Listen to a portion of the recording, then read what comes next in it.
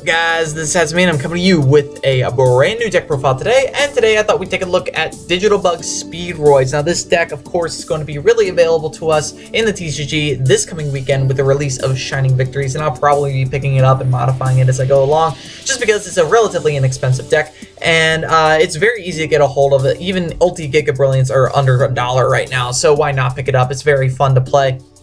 It's a good little locals deck that doesn't cost too much, and you can cut prices here and there. I mean, you can get for the deck for mostly like under 20 bucks or something like that, which is, it's just really easy. But in general, it's the new insect archetype, rank 3 archetype, whatever you want to call it. I decided to throw in the Speedroids just to make it more consistent, and it really works with the deck. So, moving on, we are playing 3 Digital Bug Sentiment. This card is essentially the tour guide of the deck. It's a little bit worse than tour guide, unfortunately.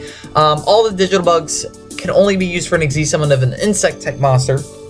Before I get into it, that's a condition on all of them. It's not an effect, so you can't negate it, unfortunately. But once per turn, when this face-up attack position card is changed to defense position, you can special summon 1 level 3 insect-type monster from your deck in defense position. An Xyz monster that was summoned using this card on the field as Xyz material gains this effect. Again, it can attack all defense position monsters your opponent controls once each. This is actually really relevant, and this is why Sentiment is actually my favorite.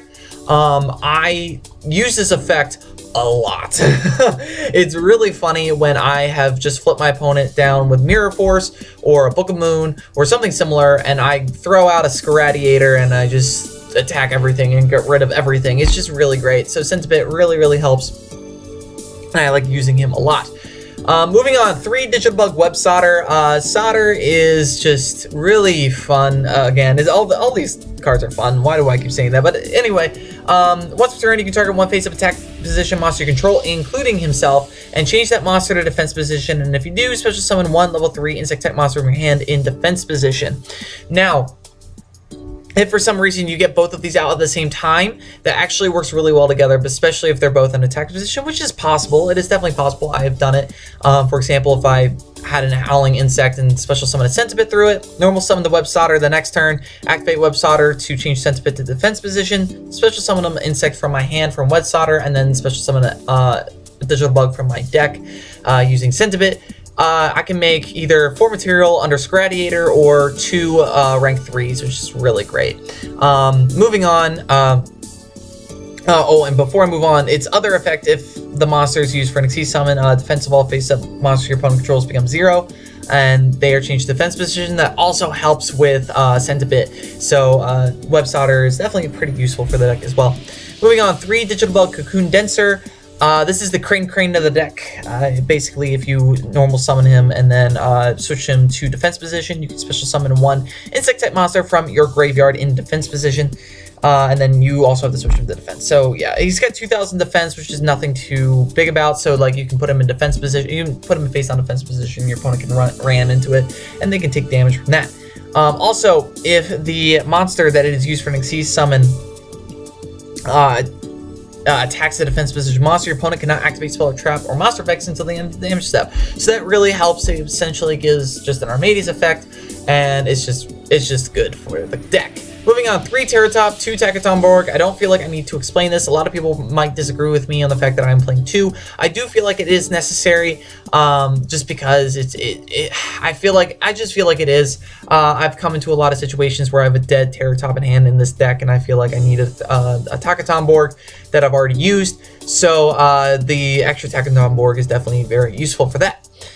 3 Howling Insect. Howling Insect, I really wish this was a lot better. I wish there was a better search card for insects. Unfortunately, that is not the case. When he is destroyed by battle and sent to the graveyard, you can special summon 1 insect type monster with 1500 or less attack from your deck, and then shuffle your deck. This card is ridiculously old, but you can special summon other copies of himself back onto the field, so you can keep stalling with him. Unless, of course, your opponent has something like a Utopia, the Lightning, which would suck. But Insect, yeah, it's whatever. You can just keep spamming it until you hit the card that you need, and you can special summon in defense position as well. There's no restriction on having it in attack or defense, so that's pretty useful. 1 Super Quantum Blue Layer. I am playing E-Telly, and Blue Layer does help the consistency a little bit. Just to, so you're aware, Giga Brilliant is generic, so Blue Layer is definitely welcome, especially if like a 3rd dead Terratop or something like that. Or I've, for some odd reason, gone through all my Terratops and still have attack enough board. Blue Layer is there to save the day. So Blue Layer is just really useful, plus I can shuffle back into the deck so I can reuse it later. So that's why I'm only using 1. Moving on, 2 Honest. The main core of the deck is light, so of course I'm playing Honest. Honest is just really useful. A lot of the cards that are really essential to the deck are very low in attack, so Honest really helps with that. Moving on, 2 E-Telly to get out Blue Layer. Don't need to explain that any further. 2 Enemy Controller. I kind of wish this was something else, to be honest. This could honestly be replaced with Earthquake. Enemy Controller is just one of the better cards in general because it has a little bit more versatility. And it really helps with stuff like Corbage. It's just a decent card, but I'm only playing 2 of it because it only has so many uses in this deck. I'm also playing 3 Level Limit Area B. This card is undoubtedly the best card in the deck, other than probably Quaking Mirror Force. In terms of spell cards, it's my favorite to use, just simply because, yes, your opponent can summon a monster in attack position, but it gets switched to defense position by this effect, and you can get like effects from Corbage from that, and just other ridiculous effects for this deck. So Level Limit Area B, definitely really useful for this. Also playing 3 Guard Penalty and 1 Upstart Goblin is essentially like a 36 card deck because of Card Penalty and Upstart. Really helps the deck a lot. If you don't know what Guard Penalty does, by the way, it comes in ulti if you ever think about building this deck and want to get max rarity. Select 1 monster on the field. If the selected monster is changed to defense position this turn, draw 1 card from your deck. You can change effects. You can change position a lot in this deck, so that's really cool. And then you can get multiple pluses. Also, you can activate more than 1 per turn, so you can like activate 2 and target the same monster, and then draw 2 cards, which is great. And you can target your own monsters, which is even cool, which is even better in my opinion, because you can target Web Solder or Code Condenser, and that's just all good. That's good all around. 2 Twin Twister because back row sucks. 1 Book of Moon because it fits with the deck and it works in disrupting my opponent. 3 Bug Emergency. This card is really good for this deck. You get to target 2 level 3 insect type monsters in your graveyard and then special summon them. Their effects are negated nevertheless, but whatever. You can only activate 1 Bug Emergency per turn, and you can banish this card and 1 Exceeds monster from your graveyard. The levels of all level 3 insect type monsters you currently control become equal to the banished Exceeds monster's rank until the end of this turn. So, for example, if I have a Corbage in graveyard because my opponent destroyed it for some reason, I can special summon 2 of my digital bugs or any insect monsters, banish the Corbage from my graveyard, making them all level 5, and then I can rank up into a Corbage and then go into a Rhinocebus if I so choose. Bug Emergency can also activate the turn and is sent to the graveyard, so that's really cool as well. Really helps with the deck. Moving on, 3 Sandstorm Mirror Force. Oh, this card is nuts in this deck. I love it in this deck. I love this card in general, but in this deck it really shines. When an opponent's monster declares an attack, change all attack position monsters your opponent controls to face down defense position. Monsters changed to face down defensive position by this effect cannot change their battle positions. This also works really well with Corbage because if you have a Corbage on the field and your opponent attacks with it, you can grab a monster from the graveyard and attach it as material. So that's really cool. Anyway, let us get into the extra deck. For the Digital Bug, Xyz 3 Scradiator. I only use the Digital Bugs to go into Scradiator because Giga Brilliant is generic and I want to save those for Terratop plays. Scradiator is just, if I have Digital Bugs and I can go into a Digital Bug play, I will always go into Scradiator just because it is way better to use it for them. And then, anyway, Scradiator's effect. Once per turn, during either player's turn, you can attach 2 Xyz material from this card to target 1 monster your opponent controls. Change that monster's battle position. If you do, negate its effects until the end of the turn. Once per turn, when this card destroys an opponent's monster by battle and sends it to the graveyard, attach that monster to this card as Xyz material. So, that is pretty decent in my opinion. 1, you get to attack into a monster. It's got a quick effect, so on your opponent's side, during your opponent's turn and they summon a monster that they need in attack position, you can just change it to defense position. Fortunately, it does target, which is a shame. I wish it didn't, but it does. But nonetheless, when he does destroy an opponent's monster by battle, you get to attach that monster to this card's Xyz material, which is not too shabby. I actually like that a lot. So, Scradiator, pretty decent all around. 3, Corbage. I go into Corbage a lot. I go into this card a lot. This is essentially the boss monster of the deck. Corbage is the main focus. This is the card you want to get out. Rhinoceros is decent, but it's not the best card whatsoever. It is Corbage. You can also summon this card by attaching 2 Xyz material from a rank 3 or 4 insect type Xyz monster you control, then using that Xyz monster as the Xyz material. Once returned, you can attach 1 Xyz material from this card to target 1 defense position monster your opponent controls and return that monster to its owner's deck. This also works really well with Book of Moon because then, like for example, if you're going up against Cosmo, and you're going up against, if for some whatever reason, like their effects are negated, like they summon something out through a, what's it called?